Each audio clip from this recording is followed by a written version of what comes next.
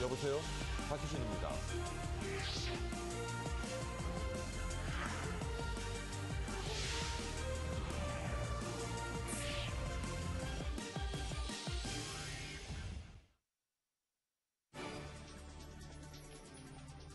머니24 헤드라인입니다. 지난해 12월 미국의 집값 상승률이 6년 7개월 만에 최고치를 기록한 데 이어 기업들의 실적도 호조를 보이면서 뉴욕 증시가 큰 폭으로 상승했습니다. 미국의 지난 1월 서비스업 지수가 지난해 12월보다 소폭 하락했습니다. 프랑스 지도자들이 최근 유로화 강세에 대해 우려를 표명했습니다. 정부는 어제 5일 오후 김항식 국무총리 주재로 국무회의를 열고 한 콜롬비아 자유무역 협정 안건을 심의 의결했습니다. 원화 강세와 엔화 약세, 겨울방학 등에 겹치면서 지난달 출국자 수가 역대 최대치를 기록했습니다. 이동통신 3사가 설 연휴 통화량 증가에 대비해 비상운영 체제에 들어갑니다.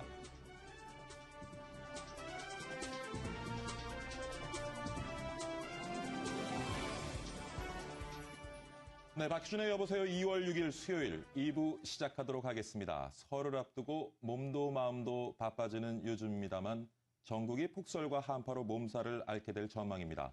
요즘 거리 나가보면 명절 앞이라도 그런지 교통도 많이 혼잡하죠. 다른 때보다 좀 더 마음의 여유를 갖는 그런 노력이 좀 필요한 때인 것 같습니다. 자, 박희준의 여보세요 2월 6일 2부에서는요. 중소기업 저가법종 지정과 관련해서 벌어지는 논란이 무엇인지 한번 살펴보도록 하겠습니다. 중년 남성들을 위한 힐링의 시간도 준비되어 있습니다. 눈물은 남자를 살린다. 여러분 동의하시는죠? 저도 이제 40대 중반이 되다 보니까 이 말이 무슨 뜻인지 조금은 알 수 있을 것 같습니다. 잠시 후 여러분의 마음을 어루만지는 시간 한번 가져보도록 하겠습니다. 자, 2부도 글로벌 마감 시장 살펴보면서 출발합니다. 김하빈 외신캐스터가 준비하고 있습니다. 김하빈 캐스터. 시황센터입니다. 뉴욕 증시는 일제히 상승 마감했습니다. 예상치를 웃도는 기업들의 실적이 호재로 작용했는데요. 특히 IT 서비스 기업인 컴퓨터 사이언스는 9%가 넘는 급등세 보였고요. 세계 3위 PC 제조업체인 델의 매각 소식 또한 화제였습니다. 작년 12월 미국 주택가격과 1월 서비스업 구매관리자 지수의 상승 소식도 증시에 좋은 영향을 미쳤습니다. 뉴욕 증시 마감지수 살펴보겠습니다.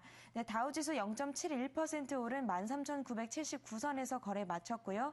나스닥 종합지수 1.29% 올랐습니다. 3,171선에서 거래 마쳤습니다. S&P 500 지수도 1% 넘게 오르면서 1,511선에서 마감했습니다. 네, 유럽도 마감 상황 살펴보겠습니다. 유럽 증시는 스페인과 이탈리아의 악재에도 하루 만에 반등에 성공했는데요. 제조업 서비스업 복합 구매관리자 지수가 10개월 내 최고치를 기록하는 호재가 있었습니다. 또한 작년 12월 소매 판매는 그 전월에 비해 0.8% 감소했고 1월 서비스업 구매관리자 지수는 0.8포인트 높은 48.6을 기록했습니다. 유럽 증시 자세한 마감 지수 보겠습니다. 영국 FTSE 지수 0.58% 오른 6,282선에서 거래 마쳤고요. 독일 닥스 지수 0.35% 올랐습니다. 7,664선에서 거래 마쳤습니다. 프랑스 CAC 지수 0.95% 오르면서 3,694선에서 마감했습니다. 네, 아시아도 가보겠습니다. 아시아 주요국 증시 혼조세를 보였는데요. 일본 증시는 유럽의 악재와 실적 우려에 하락 마감했습니다. 특히 전자기계 제조사인 히타치와 미쓰비시 부동산이 6% 넘게 급락했고요. 도요타 자동차는 1.2% 하락했습니다. 반면 중국 증시는 부동산주와 철도주의 강세로 상승했는데요. 폴리부동산 그룹은 2.2%, 잼델은 7.6% 급등했고요. 철도건설과 철도그룹도 급등했습니다. 자세한 아시아 마감지수 살펴보겠습니다. 중국 상해종합지수 0.21% 올랐습니다. 2,433선에서 거래 마쳤고요. 일본 니케이 지수 1.9% 큰 폭으로 떨어지면서 11,046선에서 거래 마쳤습니다. 홍콩 항생지수 계속해서 하락세 이어갑니다. 2% 넘게 밀리면서 23,148선에서 거래 마쳤습니다. 네, 원달러 환율도 보겠습니다. 어제 외환시장에서 원달러 환율 하루 만에 오름세로 돌아섰는데요. 2.4원 올랐습니다. 1,087원에 거래 마쳤습니다. 지금까지 시황센터였습니다. 네, 김하빈 캐스터 수고 많았습니다. 지수 중심으로 글로벌 마감 시장 살펴봤고요. 이번에는 머니국의 유재준 기자 전화 연결해서 관련 사항 자세히 한번 분석해 보도록 하겠습니다. 유재준 기자. 네, 머니국입니다. 뉴욕 증시가 유럽 경제 지표 호조와 기업 실적 개선이 지수 상승을 끌어올리면서 반등세를 보였습니다. 올해 들어 큰 폭의 하락세를 나타냈던 뉴욕 증시가 하루 만에 낙폭을 만회하는 수치를 기록한 것입니다. 현지 시간으로 5일 다우지수는 전일보다 0.71% 오른 13,979.30으로 장을 마감했습니다. 나스닥 지수도 1.29% 상승하며 3,171.58을 기록했고 S&P 500 지수도 전일 대비 1.04% 오르며 1,511.29를 기록, 1,500선을 회복했습니다. 개장 전 발표된 유로존의 지난해 12월 소배 판매가 저조한 실적을 보여 영향을 미치는 듯했습니다. 하지만 1월 중 민간 경제 활동이 10개월 만에 최고치를 나타내면서 시장 심리를 부추겼습니다. 또 미국의 경우 지난해 12월 집값 상승률이 최고치를 기록했는데 이는 최근 6년 7개월 만입니다.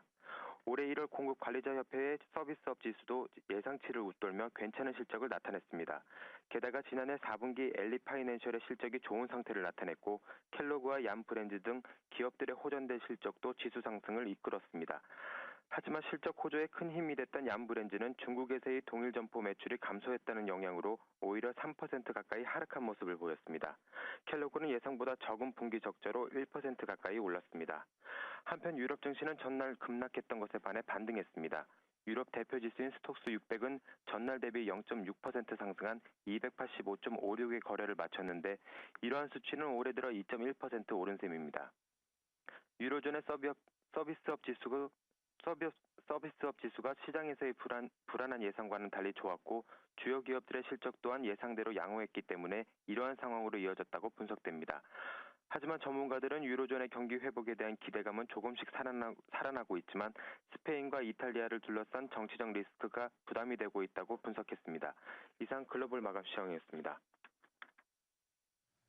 네, 유진 기자 수고 많았습니다. 다음 소식입니다. 미국의 지난 1월 서비스업 지수가 지난해 12월보다 소폭 하락했습니다. 미국 공급관리자협회는 지난 1월 비제조업 지수가 55.2를 기록했다고 발표했습니다. 이는 전월의 55.7보다 낮은 수치로 시장 전문가들의 예측치와 일치하는 수준입니다. 프랑스 지도자들이 최근 유로화 강세에 대해 우려를 표명하고 나섰습니다. 프랑스와 올랑드 프랑스 대통령은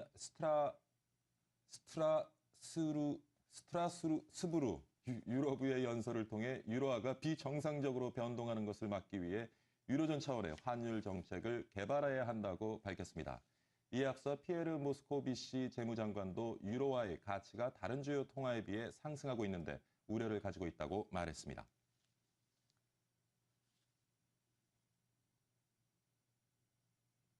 네, 중국 본토 증시가 지난해 12월부터 오름세를 보이고 있죠. 이에 중국 시장을 겨냥한 각종 상품들이 출시되면서 투자자들의 관심이 높아지고 있습니다.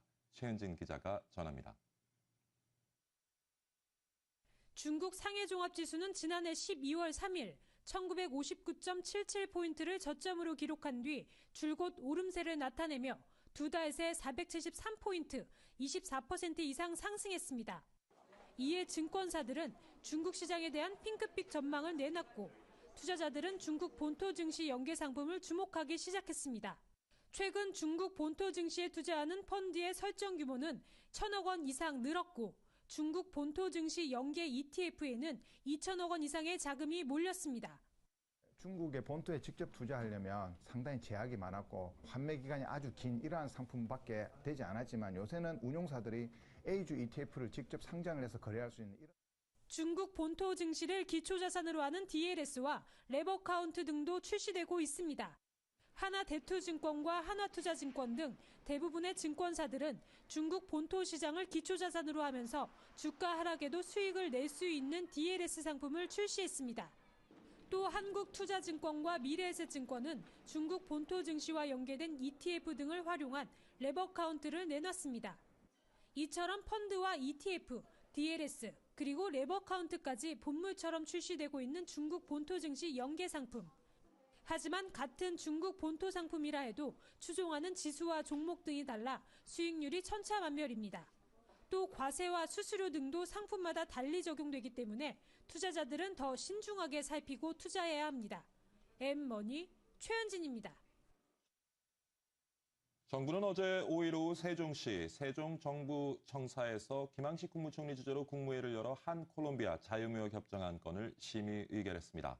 콜롬비아와 FTA가 발효되면 우리나라는 칠레, 페루에 이어 중남미 주요 3개국과 관세 없는 무역을 할 수 있게 됩니다. 협정안은 상대국 원산지 상품에 대한 관세를 단계적으로 철폐하되 일부 민감한 농산물에 대해서는 농업 수입 제한 조치를 취할 수 있도록 했습니다. 최근 국민연금 고갈 가능성이 다시 도마 위에 오르고 있죠. 정부가 기금을 나눴돈처럼 이용하려다 보니 제도의 실효성은 물론이고 신뢰마저 깨트리고 있다는 지적입니다. 김유경 기자입니다. 최근 개봉한 우리나라 영화입니다. 주인공은 본인이 동의하지 않았는데 왜 국민연금을 내야 하냐며 강하게 반발합니다. 국민연금 납부는 국민의 의무입니다. 그럼 나 오늘부로 국민 안 해. 영화 속 주인공의 행동은 과장됐지만 국민연금에 대한 국민들의 반감과 불신을 반영하고 있습니다. 국민연금은 그대로 내고 덜 받는 제도라는 인식이 넓게 퍼졌고 국민 가운데 절반 이상이 국민연금을 불신하고 있습니다. 이런 가운데 기금 고갈을 막기 위한 정부의 무리한 조치들도 역효과를 내고 있습니다. 정부는 기금 고갈 시기를 늦추기 위해 현재 22%인 국내 주식 투자 비중을 오는 2016년 20%로 낮추기로 지난 2011년 결정했습니다. 상승률이 상대적으로 높은 해외 주식 투자를 늘려 수익성을 높인다는 겁니다. 하지만 해외 주식 역시 투자 위험성이 높고 수수료가 비싸 기금운용위원회 민간위원들의 거센 반발을 샀습니다. 이에 대해 정부는 위원회 결정 사항은 언제든지 바뀔 수 있다며 문제될 것이 없다는 입장입니다. 네, 그럼 변경될 가능성이 있다라고 생각을 하면 되는 거죠? 이거 뭐 수치가 어떻게 될지는 뭐 위아래로 바뀔지는 그건 잘 모르겠는데요. 사람 대부분 똑같이 가져가진 않으니까요. 국민연금은 또 그동안 보험료 인상은 절대 없다고 강조해왔지만 정광우 이사장이 지난해 국정감사에서 보험료를 인상해야 한다고 밝혔습니다. 고갈 가능성이 커지자 말을 번복한 겁니다. 이런 가운데 최근 국민연금을 기초노령연금 재원으로 활용하겠다는 논의가 벌어지면서 국민 반발이 극에 달한 상태입니다. 국민연금이 나라 돈이 아닌 국민들의 노후자금이란 정부의 인식 전환이 필요해 보입니다. M머니 김유경입니다. 최근 민영진 KTNG 사장의 연임을 둘러싼 논란이 커지고 있습니다. KTNG의 계열사가 특정 회사의 광고를 몰아줬다는 의혹을 확인해 본 결과 석연치 않은 부분이 많은 것 같습니다. 서한한 기자가 전합니다. KTNG 계열사의 홍보를 담당하고 있는 종합광고대행사 S사. S사는 민영진 사장이 취임한 이후인 2010년 말에 설립됐습니다. 이 회사의 주요 고객은 KTNG 계열사인 KGC 라이프 엔진 한 곳에 불과합니다.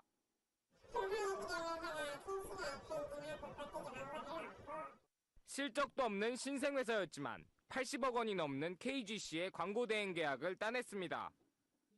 S사가 업무를 제대로 처리하지 못해 불만의 목소리가 높았지만 KTNG 경영진은 이를 묵살했습니다. 투명하고 공정한 절차를 통해서 홍보 마케팅 에이전시를 선정하고 활용할 것을 그동안 계속적으로 요구를 했었으나 KTNG 그 상부에서의 그 조직적 암묵적 지시로 인해서 지금까지 무시되어 왔고 S사의 대표는 김희중 전 청와대 부속 1실장과 처남, 매형 사이로 알려졌습니다. KTNG 관계자들은 민영진 사장이 정권 실세에 잘 보이려 한 것이 아니냐는 의혹을 제기하고 있습니다.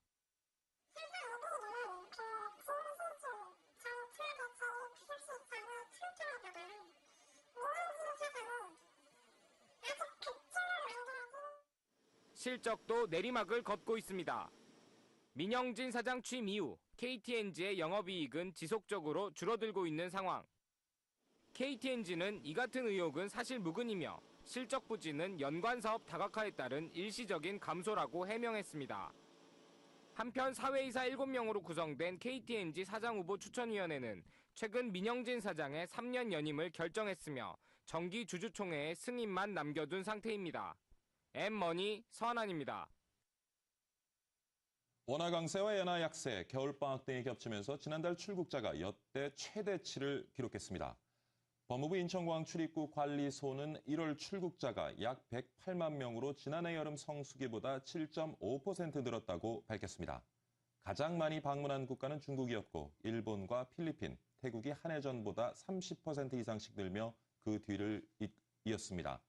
특히 지난 2011년 3월 대지진 이후 급격히 감소했던 일본 방문자는 11만 명을 기록해 예전 수준을 회복했습니다. 이동통신 3사가 설 연휴 통화량 증가에 대비해 비상운영 체제에 들어갑니다. SK텔레콤, KT, LGU+는 설 연휴 기간인 8일부터 원활한 통신 서비스 제공을 위한 비상운영 체제를 가동한다고 밝혔습니다. 설 연휴 기간 급증하는 이동통신 트래픽에 대비하기 위한 점검을 강화하고 비상인력을 투입할 계획입니다. 삼성전자가 스페인 바르셀로나에서 나흘간 열리는 모바일 월드 콩그레스에 참가하기 위해 막바지 점검에 나서고 있습니다. 삼성전자는 이 자리에서 새로운 기술로 무장한 전략 제품들을 대거 공개한다는 계획입니다. 유재준 기자가 전합니다. 삼성전자가 약 200여 개의 단말기 제조 업체들이 참가해 최신 기술을 자랑하는 모바일 월드 콩그레스 MWC에 참가합니다. 삼성전자는 현지 시간으로 25일 스페인 바르셀로나에서 열리는 MWC에서 올 한 해를 주도할 스마트폰과 태블릿 PC의 다양한 제품군을 소개합니다. 그동안 삼성전자는 MWC에서 차별화된 제품을 통한 뛰어난 기술력을 선보여 현지 관계자들로부터 극찬을 받아왔습니다. Samsung's skill is that it has remarkable resources so that it can really get behind a product. And it can work across different systems such as Android and Windows Phone 7 and make the most of them. Plus it has great design. I think those are the things that make Samsung stand out. 삼성전자는 MWC에서 8인치대의 태블릿 PC 갤럭시 노트 8을 공개합니다. 그동안 태블릿 PC 시장에서 8인치대의 제품은 선보인 적 없는 유일한 크기입니다.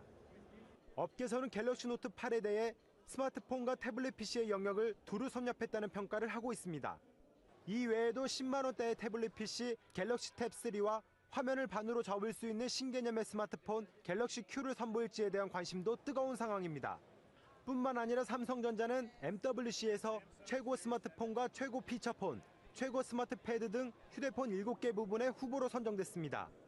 후보 제품에는 갤럭시 노트 2와 갤럭시 노트 10.1 등이 이름을 올렸고 제1기획의 삼성전자 광고도 후보로 꼽혀 눈길을 끌고 있습니다. 삼성전자가 전에 없던 신기술로 세계 최대 정보통신 전시회에 참가한 6만여 명의 눈길을 사로잡을지 관심이 모아지고 있습니다. M머니 유재준입니다. 네, 이번엔 밤사이에 들어온 주요 외신 살펴보도록 하겠습니다. 김원규 캐스터가 준비하고 있습니다. 김원규 캐스터. 안녕하십니까. 외신 브리핑 김원규입니다. 미국의 오바마 대통령은 연설에서 의심할 여지 없이 세수 확대와 지출 삭감이 실행돼야 한다고 블룸버그 통신을 통해 밝혔습니다. 또 2013년에는 미국이 성장을 못할 이유가 없다며 이 부동산 시장과 자동차 시장, 제조업이 활성화돼야 한다고 덧붙였는데요. 특히 세수 확대는 세법 조정을 통해 차근차근 늘려야 하고 이는 차후에 미국 경제에 큰 부담으로 작용하지 않는다고 밝혔습니다. 이와 함께 세수 확대를 하는 것은 재정 지출을 돕는다고 힘을 줘 말했는데요. 오바마 대통령은 마지막으로 미국 경제에 긍정적인 신호가 있다고 강조했습니다. 앞서 미국 상무부는 지난달 30일 지난해 4분기 GDP 성장률이 2009년 2분기 이후 최악인 마이너스 0.1%로 나타났다고 발표했고 노동부는 이틀 뒤 1월 실업률이 7.9%로 전달보다 0.1%포인트 상승했다고 밝혔습니다. 다음 기사 보시겠습니다. 월스트리트 저널은 미 법무부와 주 검찰들이 이르면 이번 주 세계 3대 신용평가사 중 하나인 스탠더드 앤드 푸어스를 상대로 민사소송을 제기할 계획이라고 보도했습니다. 저널은 한 소식통을 인용해 이번 소송 계획이 법무부와 스탠더드 앤드 푸어스가 오랜 기간 문제 해결을 위해 시도했던 협상이 결렬된 데 따른 것으로 풀이했는데요. 이에 대해 스탠더드 앤드 푸어스 측은 부채담보부 증권의 가치가 급락할 것으로 예측하지는 못했지만 2007년에 평가를 성실히 했다고 밝혔습니다. 또 자신들의 신용평가가 수정헌법 1조에 따른 표현의 자유에 해당한다고 주장하기도 했는데요. 이에 따라 그간 신용 위험을 예고하는 금융시장의 파수꾼 역할을 못하면서 신용평가를 남발하고 뒷북 내지 부실평가로 오히려 시장 혼란을 야기하고 있는 신용평가사에 대한 심판론이 힘을 싣고 있습니다. 다음 기사 보시죠. 현재도 진행 중인 애플과 삼성의 법정 싸움에서 또 다른 소식이 로이터 통신을 통해 들려왔습니다. 얼마 전 애플이 삼성과의 다음 소송에서 재판관 전원 출석을 요구했는데요. 하지만 미국 법원이 애플의 특별대우 요청을 또다시 거절했습니다. 법원은 이를 기각하는 대신 재판관 3명이 주재하는 심리를 먼저 열겠다고 밝혔고 재판관 전원이 심리에 참여하는 것은 나중 일이라고 명확하게 강조했습니다. 한편 연방순회 항소법원 전원재판부는 지난 1일에도 애플이 신청한 삼성전자 갤럭시 넥서스 판매 금지 가처분 신청을 기각했는데 당시 법원은 갤럭시 넥서스 특허 침해로 애플이 얼마나 피해를 입었는지에 대한 구체적인 증거가 없다며 삼성 측 항소 이유를 받아들였습니다. 미국의 한 법대 교수는 이와 관련해 로이터 통신과의 인터뷰에서 어떤 의미에서 애플은 새치기를 요청한 것이라며 판사들은 일방적으로 특정 사안을 특별하게 다루는 것을 꺼리는 경향이 있다고 말했습니다. 지금까지 외신 브리핑이었습니다.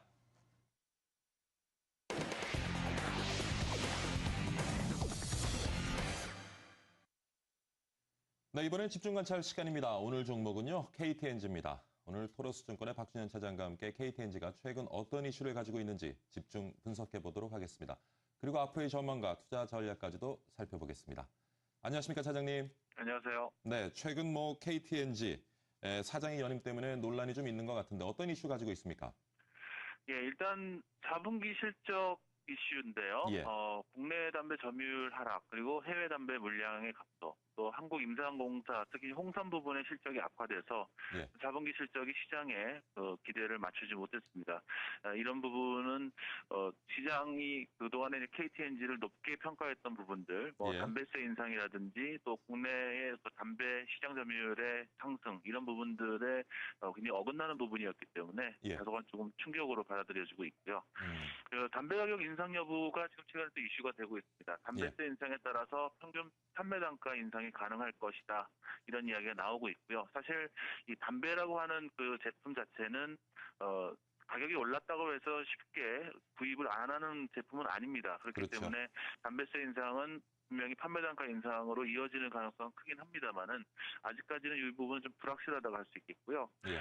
가장 큰 리스크는 작년 말에 국민건강증진법 개정을 해서 공중 이용시설에서 흡연 규제, 그리고 포장과 광고 표시 문구를 제한하는 이런 어떤 법 개정이 있었는데요. 이런 부분들은 아마 담배 업체들에게는 상당히 좀 장기적으로 리스크 작용을 할 수 있지 않나라고 생각하고 있고요. 예.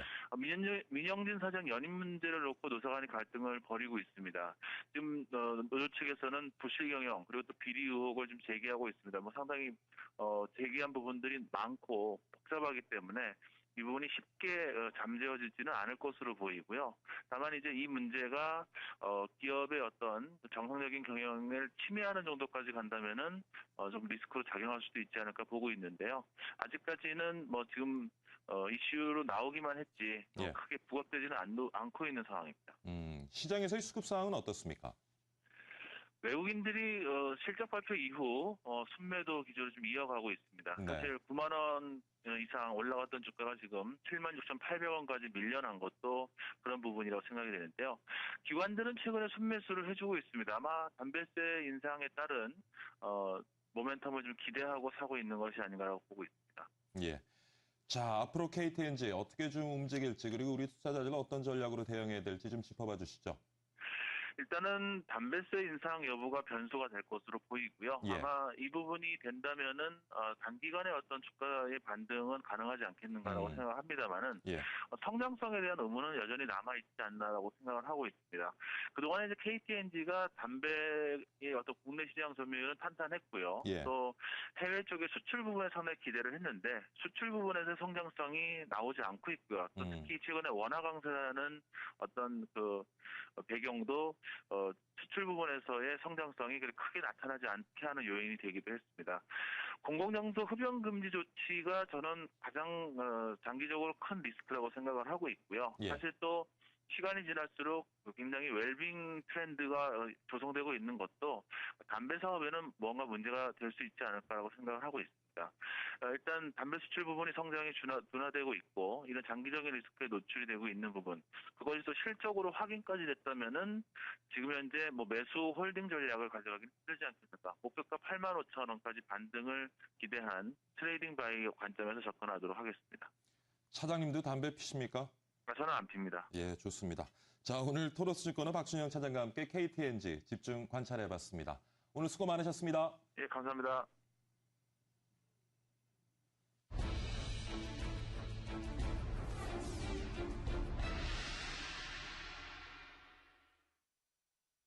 자, 어제 동반성장위원회에서는 16개 업종을 대상으로 중소기업 적합업종을 지정해 발표했습니다. 그런데 발표가 있기 전부터 프랜차이즈 제과업과 음식업 등 일부 업종의 업계에서 큰 반발이 있었죠. 과연 골목 상권을 살리자는 좋은 취지에서 시작한 이번 일이 왜 업계의 공분을 사고 있는지 짚어보도록 하겠습니다. 먼저 장남식 기자와 함께합니다. 안녕하십니까? 네, 안녕하십니까? 네, 스튜디오에서는 처음 뵙는 것 같아요. 네, 그래요. 네. 자, 어제 동반성장위원회가 이제 빵집을 중소기업 적합업종으로 지정을 했죠. 이 부분 좀 짚어봐 주십시오. 네, 그동안에 그 빵집을 과연 중소기업 적합업종으로 지정해야 되느냐가 많이 논란이 되어 왔었는데요. 그 어제 동반성장위원회가 제과점업과 외식업 등 16개 업종을 중소기업 적합업종으로 지정했습니다. 이로써 이들 업종의 대기업의 시장 진입이 사실상 금지됐는데요. 특히나 빵집의 경우 제빵 프랜차이즈 업계가 받아들이기 어렵다고 반발하는 등 논란이 계속되고 있습니다. 동반성장위원회가 이번에 권고한 내용을 살펴보면요. 동네 빵집에서 도보로 500m 이내의 지역에서는 프랜차이즈 빵집이 새롭게 점포를 낼 수 없게 됐고요. 프랜차이즈 빵집의 신규 출점도 매년 전체 점포 수의 2% 범위에서만 허용됩니다. 네. 파리바게트와 뚜레쥬르 등 대기업 프랜차이즈 빵집의 경우 기존 폐점률 등을 고려하면 사실상 점포 확장이 제한되는 셈입니다. 외식업의 경우도 인수합병을 통한 대기업의 사업 진출이 금지됐고 기존 대기업은 확장 자제를 권고받았습니다. 다만 역세권과 복합 다중시설, 신도시 지역 내 출점은 예외가 인정됐습니다. 외식업의 경우 세부 규제 사항이 음식점업 동반성장협의회를 통해서 3월 31일까지 결정될 예정입니다. 네, 지금 말씀하신 것처럼 동반성장위원회 이번 결정에 대해서는 프랜차이즈 업계 반발이 만만치 않은 것 같습니다. 어떻습니까? 네, 그렇습니다. 동반성장위원회가 외식 제빵 업종을 중소기업 적합업종으로 선정한 데 대해서 한국 프랜차이즈 협회는 자영 가맹점주를 역차별하는 것이라고 주장하면서 행정소송도 불사하겠다고 밝히며 반발하고 있는데요. 특히 제빵 업종의 동네 빵집 500m 내 프랜차이즈 점포 출점 금지 권고안은 법적으로 문제가 있다는 지적입니다. 협회는 입장 발표문을 통해서 외식 업종의 경우 골목의 작은 점포에서 시작한 프랜차이즈 전문 기업과 프랜차이즈 자영 가맹점주 역시 골목 상권을 지키는 소상공인이라며 어려운 것은 모두 똑같은데 왜 프랜차이즈 자영 가맹점주만 역차별당하고 골목 상권을 죽이는 원흉이 돼야 하냐고 목소리를 높였습니다. 이어서 공정거래법을 보더라도 동반위의 중재안 대로 합의하면 공정거래에 위배되는 담합행위가 된다며 가격을 결정하는 것만이 아니라 거래 지역이나 거래 상대방을 제한하는 행위 모두 부당한 공동행위로 규정하고 있다고 설명했습니다. 또 개인이 100% 자본을 투자한 자영가맹점은 중소기업 적합업종 지정 대상이 될 수 없다며 지정 대상을 대기업 직영점형 체인 사업과 대기업의 투자 비용이 50%를 초과한 프랜차이즈형 가맹점 사업에 한해야 한다고 지적했습니다.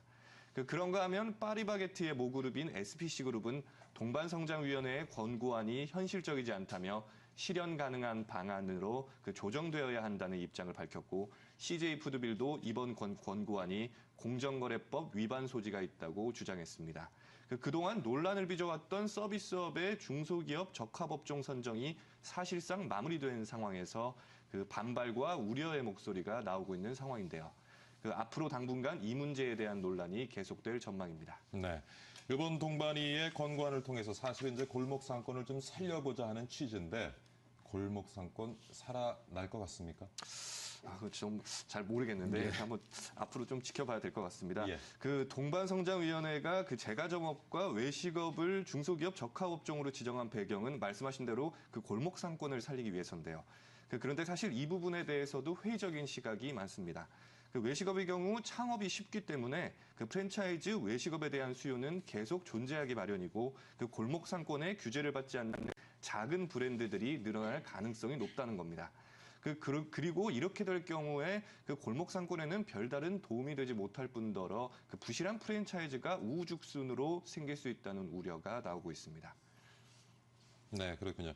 사실 뭐 논란의 여지가 있기 때문인지 이번에 조치는 권고안에 그쳤습니다. 근데 권고안이다 보니까 좀 실효성이 있을 것인지에 대한 의문도 갖게 되는데 어떻습니까? 네, 과거에도 이 동반성장위의 권고안에 대해서 그 실효성 논란이 계속 되어 왔었는데요. 그렇죠. 그 권고안이기 때문에 얼마나 실효성이 있겠느냐 이런 얘기입니다. 실제로 지난 2011년 말 동반성장위원회가 81개 제조업을 중소기업 적합업종으로 선정할 당시에 또 이 문제가 불거졌었는데요. 그 대기업들이 얼마나 이거에 대해서 신경을 쓰겠냐 이러는 겁니다. 지금까지 권고안을 어긴 기업에 대한 규제는 솜방망이 수준인데요. 그 권고사항을 어긴 기업은 시정명령을 받게 됩니다. 그 시정명령을 2번 받고도 시정을 하지 않는 기업에 대해 동반인은 중소기업청에 사업조정을 신청할 수 있습니다. 그 중기청의 사업조정 결정에도 불복하면 해당 기업은 1년 이하의 징역 또는 5천만 원 이하의 벌금형에 처해지는데요. 현재까지 벌금형에 처해진 사례는 없습니다. 동반이의 결정의 실효성을 높이기 위해 처벌 조항을 강화하는 방안이 검토되고 있지만 아직 정해진 바는 없습니다. 동반성장위원회는 동반성장지수를 활용해 실효성을 높이겠다고 밝혔는데요. 그 동반성장지수가 기업들의 이미지에 강력한 영향력을 행사하는 만큼 지수를 산정하는데 그 이행 실태를 반영하면 실효성이 높아질 것이라고 전했습니다. 예. 자, 장남식 기자 함께했습니다. 수고했습니다. 네, 감사합니다. 네, 계속해서 내용 이어가 보도록 하겠습니다. 오늘은 주식회사 데우스예프의 김한수 대표 스튜디오에 나와 계십니다. 안녕하십니까? 안녕하십니까?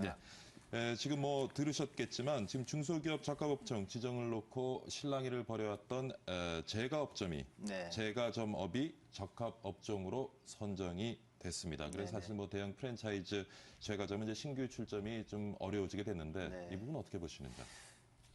그 프랜차이즈 관련해가지고 계속 이제 동반성장위원회 계속 이제 이야기를 해왔는데 지금 그 제과점하고 음식점 두 개가 제일 이제 핵심적인 사안으로 선정해서 이제 좀 화제가 되는 것 같습니다. 그렇죠. 사실 뭐 여러 가지 몇 개 업종을 좀 선정하지 않았습니까? 근데 이제 프랜차이즈 업계 전체를 놓고 보면은 사실은 이제 3대 프랜차이즈 이렇게 말을 할 때는 피자, 햄버거, 뭐 또 뭐죠? 뭐 이렇게 되는 거거든요. 뭐죠? 치킨. 피자, 햄버거, 치킨. 이 3대 프랜차이즈가 가장 가맹점 수도 많고 시장에 대한 영향력도 많습니다. 그런데 이제 동반위에서 지금 제과하고 음식점을 이제 우선적으로 선정해서 들고 나오는 것은 골목 상권에서 기존의 전통적인 이제 빵집이라든가 이제 음식점들이 뭐 피해를 입고 있지 않느냐 뭐 이런 이제 취지에서 이제 나온 것 같은데 그 의미는 뭐 있을 수 있으나 제가 보기에는 앞에 우리 기자님도 뭐 그런 언급을 하셨는데 현실성이 관련 있을까 이런 이제 회의가 좀 많이 드는 면이 좀 있죠. 지금 먼저 제과점 업종하고 외식 업종이 특히 이제 문제가 되고 있는 것 같은데 사실 이번에 중소기업에서 이제 동반위에서 중소기업 적합 업종이라는 것을 지정을 했습니다. 이 자체에 대해서는 어떻게 보시는지요? 그 자체에 대해서는 이제 동반위 자체의 성격을 좀 봐야 되는데요. 동반위가 뭐 전통이 역사 꽤 긴 그런 위원회는 아닙니다. 2010년도에 이제 만들어졌고 그 당시 정운창 전 이제 총리가 이제 주도를 해서 이제 만드는 조직 위원회인데 이게 그 정부 기관은 아니고요. 강제성이 있는 어떤 정책을 실현하는 정부 기관은 아니고 자문 기관입니다. 어떤 정부에다가 권고 사항을 자문하는 이제 형태였죠. 그러다 보니까 뭐 지금까지 실효성이 별로 없었는데 이번에는 이제 강제 조정안까지 이제 들고 나왔기 때문에 이제 해당 기업들이 긴장을 하고 뭐 이렇게 하는 것 같습니다. 그런데 그 여러 가지 지금 현실적인 어떤 타당성뿐만 아니라 그 법률적인 문제도 쟁점이 많이 있는 것 같습니다. 예, 예. 우선 이제 공정위 관련된 이제 그런 이슈도 있을 수가 있고 또 기업들 입장에서 볼 때는 이게 사업 기회에 대한 그 인위적인 박탈을 좀 의미하는 것도 있을 수가 있고 여러 가지 의미가 있을 수 있고 특히 외국 기업 같은 경우에는 예를 들어서 음식점 같은 경우에는 놀부가 최근에 이제 그 미국의 사모펀드한테 인수가 됐는데 아마 몰간 스탠리가 인수를 했을 겁니다. 그런 입장에서 놓고 볼 때는 인수를 하고 난 이후에 행정 조치로 시장 환경을 인위적으로 바꾸는 거거든요. 이런 것이 대표적으로 이제 국제소송 가능성도 ISD의 대표적인 사례입니다. 이런 부분이. 이건 그러면 이제 행정을 이렇게 동반이가 행정을 하는 기관은 아닙니다만 이렇게 했을 때 그 예상되는 실효성, 목표로 하는 실효성이 뭐냐 하면은 골목 상권의 기존의 전통적인 업주들을 좀 보호하자는 것인데 예. 실제로 보호 효과가 있을까 하는 부분 회의가 있고 반대로는 여러 가지 불필요한 논쟁만 지금 만들고 상징적인 이슈를 지금 만들 가능성이 굉장히 많은 거죠. 제가 볼 때는 경제성이 굉장히 떨어지는 그런 접근 방법이 아닌가 이런 생각이 듭니다. 근데 보면은 이제 그 가맹점 점주들이요. 네. 사실은 100% 투자가 된 가맹점 같은 경우는 사실 대기업의 프랜차이즈라고 하지만 실제로 네. 가맹점을 설립하고 운영하는 것은 대부분 요즘 보면은 그 베이비 부머 은퇴 세대들이 맞습니다. 퇴직금을 이용해서 이런 네. 프랜차이즈업을 하는 경우가 많은데 네. 그들에게 또 역차별이 가해지면서 또 다른 문제를 야기시키지 않을까 하는 우려가 있습니다. 예, 그렇습니다. 그 부분은 굉장히 주목해야 될 부분으로 보여지고요. 예, 예. 우선 예. 제가 데이터를 잠깐 보니까 그 음식점 같은 경우에는 지금 이제 그 마켓이 한 3조 5천억 정도 하는 것 같습니다. 예, 예. 여기에 대기업 직영이 지금 차지하고 있는 그 퍼센티지가 거의 미미할 정도입니다. 1% 미만입니다. 예, 예. 나머지 99%는 말씀하신 것처럼 100% 출자한 일반 가맹점주들입니다. 그렇죠. 그럼 일반 가맹점주들은 사실은 품질이라든가 또는 이제 서비스라든가 위생이라든가 이런 부분에 대한 이제 계약을 통해서 투자를 해서 어떤 질적인 면을 확보를 해서 개인이 하는 것 아닙니까? 그래서 이런 부분을 이제 대기업 사업이다 이렇게 예. 이제 정의 내리는 것 자체가 상당히 무리가 있을 수가 있고요. 형평성 문제도 많이 있을 수가 있습니다. 예를 들면은 지금 편의점 같은 사례를 놓고 보면은 예. 편의점이 이제 프랜차이즈 시장에서 대충 한 6조, 7조 정도 이제 규모를 보는데 예. 이 편의점은 거의 99%가 대기업이 직접 하는 겁니다. 예. 그러면 편의점 같은 경우는 실제로 골목 상권에서 전통 가게들 이런 우리 예전에 가게 많이 있지 않습니까? 우리 어릴 때. 거의 지금 소멸됐다시피 했지 않았습니까? 이런 데는 실제로 대기업이 99% 이상 차지하는 업종은 손을 대지를 않고 오히려 이제 가맹점주들이 99%를 하는 이런 음식점에 집중한다는 것은 상당히 좀 보여주기식 어떤 그런 요즘 이제 상생 그렇죠. 이런 이제 보여주기식 어떤 그런 정책의 한 빌미가 아닌가. 시장에서 우려하는 것이 지금 가맹업주들에 대한 역차별도 문제고요. 그리고 네. 이제 어떤 업종에 있어서는 그 영세업자들이 아직 경쟁력을 갖추지 못한 상황에서 대기업의 어떤 프랜차이즈업이 그 업종에 접근을 못하게 하게 되면 결과적으로 그 업종의 경쟁력이 떨어지고 서비스를 받는 고객들은 좀 불편함을 겪을 수도 있고요. 그리고 장기적으로 보면 또 외국 업계 그 업종이 넘어가게 되는 그렇습니다. 어떤 그러한 면도 또 우려하는 분들도 있습니다. 굉장히 좋은 지적을 해주셨는데 우선은 이제 동반이의 지금 유 위원장의 의견을 모니터를 해보면은 이번 이제 강제 조정의 배경에는 대기업들이 한 3년 정도 영원히 하자는 것은 아니고 한 3년 정도 진출을 자제해라 이런 의미거든요. 그럼 3년이라는 의미는 무슨 의미냐 하면은 그 3년 동안 골목 상권에 이제 우리 영세 상업자들이 경쟁력을 갖춰라 이런 의미입니다. 그런데 제가 볼 때 그 3년을 시간을 준다고 해서 그 영세 사업자들이 경쟁력을 갖출 그 가능성은 높지는 않다고 보여지고요. 그리고 말씀하신 것처럼 이 음식점이나 특히 음식점 같은 경우에는 이 기업화하는 그 사실 문화산업으로 좀 봐야 됩니다. 예를 들면 지금 SPC 같은 경우에는 매출이 한 4조 정도 하는데요. SPC가 중국 진출이 굉장히 성공적으로 하고 있습니다. 한류와 같이 가는 거거든요. 그리고 예를 들어서 미국의 다국적 이제 가맹 회사들, 예를 들어서 유명한 염 같은 회사, 또 칠리스 같은 회사는 사업의 한 3분의 1에서 한 40% 정도가 해외에서 일어나는 겁니다. 그래서 이런 문화적인 산업을 우리가 하향 평준화를 인위적으로 하는 이런 부작용은 좀 우리가 간과해서는 안 된다고 보여집니다. 네. 서비스업도 서비스업이고 이제 제조업에 있어서도 일부 중소기업 적합업종이 지정이 됐습니다. 그리고 앞으로 동반위에서 이 업종들을 확대해 나가겠다는 어떤 그런 계획을 가지고 있는 것 네, 같고요. 네. 그러면 그런 업종의 확대 적용에 대해서는 어떻게 생각하십니까? 지금 주로 요번에 발표한 거는 대부분 이제 서비스업이고 예, 예. 제조업 관련해 가지고는 뭐 플라스틱 그 비닐봉지 만드는 회사 뭐 이런 정도 2개 정도 선정한 것 같은데 이걸 네. 확대해 나가겠다는 것인데 좀 신중해야 된다고 봅니다. 기본적인 취지는 뭐냐 하면 대기업과 중소기업의 동반 성장을 이제 목표로 하는데 그럼 동반 성장이 뭐냐를 좀 봐야 되는데 다 같이 잘 돼야 되는 것 아니겠습니까? 그런데 지금 현재 대기업과 중소기업 간의 문제에서 제일 큰 문제는 뭐 저 같은 사람들 입장에서 놓고 볼 때는 일감 몰아주기가 제가 볼 때는 제일 큰 이슈로 보여집니다. 그게 이제 대기업이 사업 기회 자체를 중소기업에 안 주는 거거든요. 그러니까 대기업 중소기업 하지 말라는 뜻이 아니라 공정하게 경쟁을 안 하는 겁니다. 이런 부분들에 좀 정부가 행정력을 집중해야 되는 것이 맞다고 보여지고요. 그 중소기업이 잘 못하니까 대기업도 내려가서 못하게 하는 이런 방안은 조금 재고돼야 되지 않는가 이런 생각이 듭니다. 네. 자, 오늘 주식회사 대우CF의 김한수 대표와 함께요. 중소기업 적합업종 지정에 대한 문제점 그리고 문제점에 대한 해결 방안 같이 한번 살펴봤습니다. 이른 아침 수고 많으셨습니다. 네, 감사합니다. 네.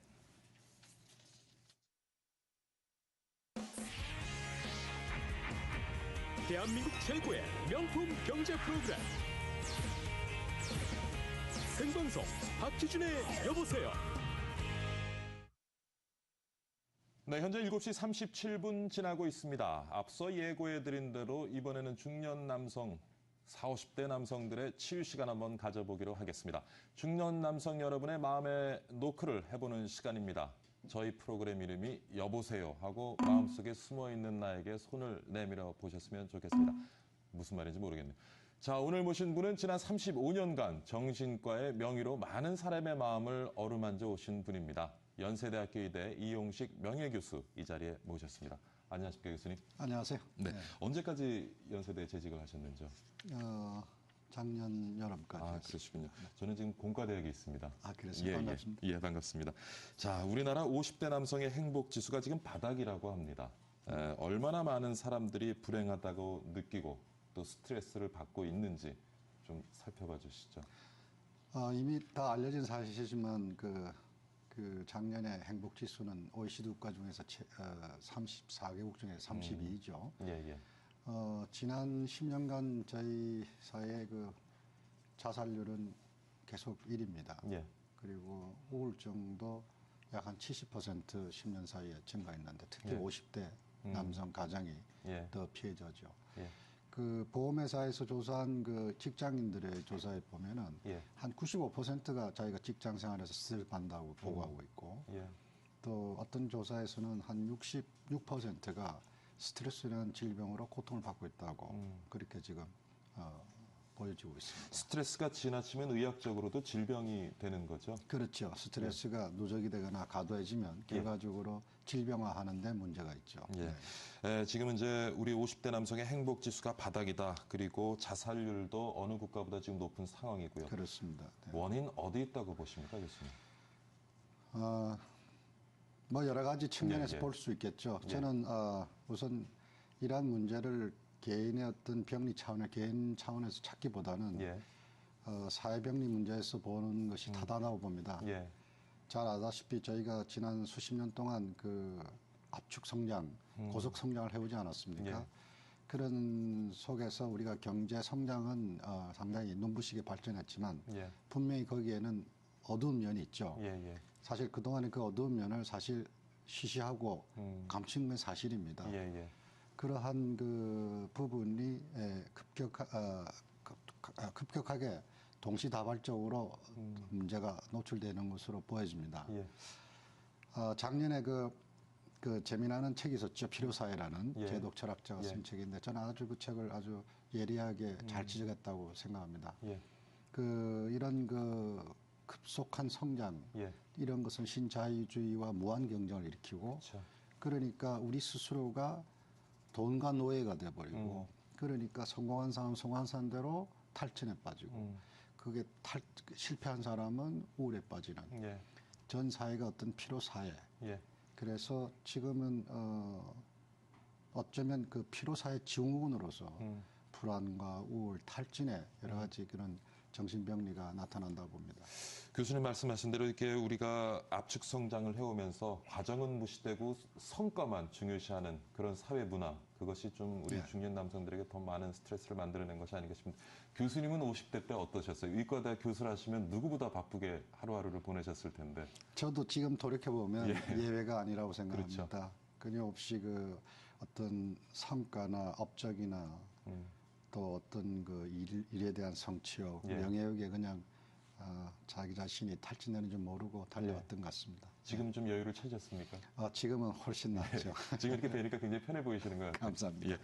교수님 이제 수업도 하시고 연구도 하시고 또 진료도 하셨을 텐데 진료하시면서 아마 참 많은 사람들을 만나셨을 것 같아요. 그렇죠. 좀 기억에 남는 경험이 있으시면 소개를 좀 해주시죠. 최근에 만나뵌 분인데요. 50대 중반인데 기업에 있다가 퇴직을 하신 임원입니다. 그분인데 그분은 자기 스스로가 평상시에도 아주 자기 건강을 잘 관리하던 분이었어요. 늘 헬스클럽도 하고 운동도 꾸준히 하시는 분인데 퇴직 이후에 본인이 그런 예상을 했지만 실질적으로 그 시간이 많아짐으로써의 무료감, 그다음 그 딸하고의 어떤 그 갈등이 생기고. 근데 그게 그런 것 같아요. 중년 남성들이 참 가족을 위해서 열심히 일하다가 그러다 보니까 가족과 같이 할 시간이 없고요. 그러다 보면 어느 순간 가족한테 돌아왔을 때는 가족들에게 외면받고. 그렇죠. 또 아내로부터 이제 무시당한다는 자기 소외감을 느끼고. 무엇보다도 자존감, 상실감이 컸던 것 같아요. 그런데다가 가까운 친구가 갑자기 사망하니까 그게 빠져서 이제 아마 술로 달래고 그러다 보니까 술로 인해서 이제 폭언이 나오고 그러니까 가족들의 관계가 더 나빠지고 이제 더 그런 데서 이제 우울이나 이제 허탈감이 빠지니까 이분이 충동적으로 술 먹을 때 자살 시도를 했어요. 그래서 저를 만나게 된 건데 그분이 그래요. 자기가 몸은 어떻게 병원에 가서 고치는 거는 쉬웠는데 자기 마음을 다스리지 못하고 컨트롤 못한다. 이럴 때 내가 어떻게 내 마음을 다스려야 될지를 사실은 몰랐고 사실 어렵다. 그런 얘기가 내 기억에 남아요. 근데 그게 사실 정도의 차이는 있겠습니다만 지금 40대 중반에서 50대 중반 분들 아마 다 공통적으로 느끼는 게 아닐까. 제가 지금 40대 중반인데요. 제 친구들도 이제 열심히 주중에 일을 하다 주말에 집에 있으면은 집에서 이게 좀 있기가 눈치가 보인답니다. TV를 보기도 애들 공부하는데 방해가 될 것 같고요. 또 주중에 식구들이랑 시간을 못 보내다 보니까 주말에 또 애들 공부하는데 좀 방해가 될 것 같기도 하고 또 갑자기 또 시간을 보내니까 어색한 면도 있고요. 아마 정도의 차이는 있지만 다 느낄 것 같은데 그럼 이거 어떻게 좀 극복을 해야 될죠? 말이 쉬워 균형적으로 하라 그러는데 사실 교수님도 일하다 보시면 그게 안 쉽잖아요. 여하튼 심리적으로 홀로서기가 난 중요하다고 봅니다. 중년이 되어서 어떻든 가장 중요한 거는 뭐라 그래도 자기 자신이거든요. 가족이고 직장이 있지만 자기 자신과 어떤 거하고도 이 세상에는 바꿀 게 없을 정도로 중요한데 그러니까 자기 자신이 어떻게 보면 부족하든지 또 실패를 했든지 또 잘 안 되는 그 부분도 어떻게 보면 자기 자신이 받아들이고 인정을 해야 되는 거죠. 늘 자기가 훌륭한 아빠고 훌륭한 직장인이고 이런 데만 할 수는 없는 거죠. 이게 부족하고 한계를 인정하고 받아들이고 그걸 위로할 때 자신 어떤 거기에 대한 어떤 희망과 그걸 이겨낼 수 있는 힘이 생긴다 봅니다. 근데 이렇게 교수님 이력을 이렇게 뵈니까요. 사실 교수가 되면 제일 좋은 게 65세 정년까지 일을 할 수 있다는 건데 교수님은 정년 퇴임을 갖다가 4년이나 앞두고 정년을 하셨어요. 어떤 연유에서 그런 쉽지 않은 결정일 것 같은데요. 네, 많이 듣는 질문입니다. 어느 날 제가 계속 남은 일을 계속 하는 거, 또 내가 지금 그만둘 수 있는 이유 이런 걸 한번 적어봤는데 그만둬야 될 이유가 한 20가지 되고 정년까지 있어야 될 이유가 한 2가지밖에 안 되더라고요.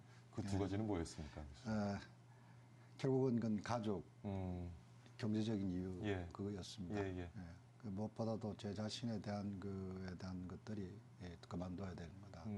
그래서 보다 더 내 자신의 조금 더 하고 싶은 일, 또 나를 위로하고 나를 예. 사랑할 수 있는 일, 예. 그런 일을 보다 더 조금이라도 육체적으로 정신적으로 건강할 때 찾는 것이 그것이 궁극적으로 가족을 위한 일이고 내 건강을 위한 일이다. 예. 감히 그런 생각을 하게 된 거죠. 그래도 그런 결정을 하실 때 가족분들 좀 반대도 하셨을 것 같은데요. 물론 처음엔 매우 의아하게 생각했지만 예. 그러한 것들이 결국은 제가 살아야 예. 가족도 살고 예. 이 사회도 기하지 않는가 그런 걸로 설득을 시켰죠. 네. 교수님 이제 명예교수시니까 뭐 가끔 이제 수업도 강단에도 쓰시고 하실 텐데 주로 어떤 일로 그럼 요즘에는 활동을 하시는지요? 제가 요즘은 하기 싫은 일은 안 합니다. 가능한 한. 예, 근데 의무적으로 하는 일은 잘 안 하고. 예, 예. 정말 이것이 내가 그간에 가졌던 작은 경험이고 지식이었는데 이것이 조금이라도 기여해서 내가 도움을 줄 수 있고 거기에 대한 보람이 있는 일은 제가 기꺼이 찾아서 합니다. 강의나 이런 하는 것도. 네. 예. 근데 이게 보니까요, 이제 아까 자신을 사랑하고 자신이 가지고 있는 한계를 인정하는 것이 굉장히 필요하다라는 말씀을 하셨는데 또 그런 과정에서 어떤 치유를 위해서 메디칼 명상이라는 게 또 있다고 하는데 어떤 게 메디칼 명상이? 이미 그 명상이라는 거는 이미 한 2,500년 전 불교에서 오랫동안 수행하던 하나의 방법이었죠. 근데 이런 것들이 긴장이나 스트레스를 완화하는 데 도움이 된다는 것이 알려져서 1970년대 서구에서 이제 의료적으로 활용하기 시작했습니다. 오늘날 이제 그러한 명상들이 의학적으로 굉장히 과학적으로 입증이 되고 있고 특히 이제 마음을 다스리는데 혹은 기억력을 항진하는데 면역을 높여주는데 특히 불안, 우울, 불면을 치유하는데 효과가 있다는 게 입증이 되면서 상당히 중요한 어떤 자가치유법으로 지금 각광을 받고 있습니다. 네. 그렇군요. 교수님 혹시 종교를 가지고 계시는지요? 예, 그렇습니다. 네, 종교도 좀 이렇게 물론입니다. 스트레스를 이겨내는데도 큰 힘이 될 수가 있겠죠. 좋은 교수님 근데 지금 책을 들고 나오셨는데요. 아마 많은 분들 보셨을 거예요. 눈물은 남자를 살린다. 참 모르겠어요. 저는 아직 솔직히 못 봤습니다. 책 내용은 못 봤는데 그 제목만 봐도 좀 이상하게 제가 눈시울이 좀 붉어지는 것 같고요. 뭔가 좀 찡한 게 느껴지는데 어떤 내용을 담고 있는 책인지요? 어쩌면 이 책은 저를 위해서 쓴 책인지도 모릅니다. 제가 이게 서두 뒤에 있는 걸 좀 읽어볼까요? 네.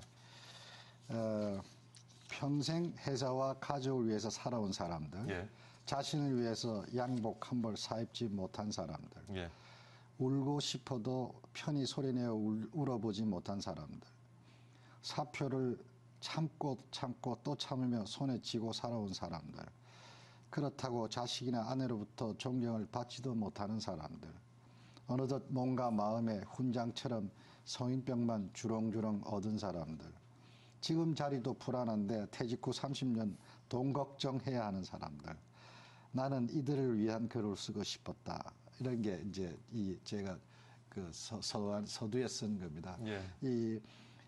그간 시시하고 내심 이렇게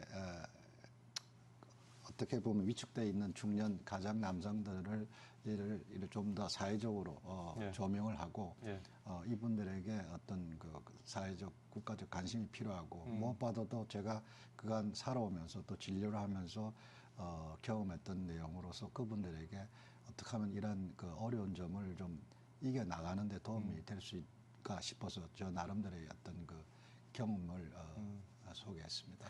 제가 이제 읽은 책 중에는 정신의학자 인생 수업이라는 책을 제가 본 적이 아마 교수님도 보셨으리라고 믿습니다. 거기도 이제 환자들을 많이 상담하면서 이제 낸 결론이 결과적으로는 현재를 사랑하면서 자신을 사랑하면서 사는 것이 가장 중요하다는 것이 결국에 이제 책 말미의 어떤 결론이더라고요. 그래서 그 부분이 참 굉장히 중요할 것 같고요. 사실 오늘 아침에 이제 출근 준비하시면서 또 출근하시면서 TV 시청하는 분들이 많은데요. 그분들에게 좀 덕담 좀 해주시죠. 사실 이제는 배고파 죽는 시대가 아니고 마음이 아파 괴로운 시대입니다.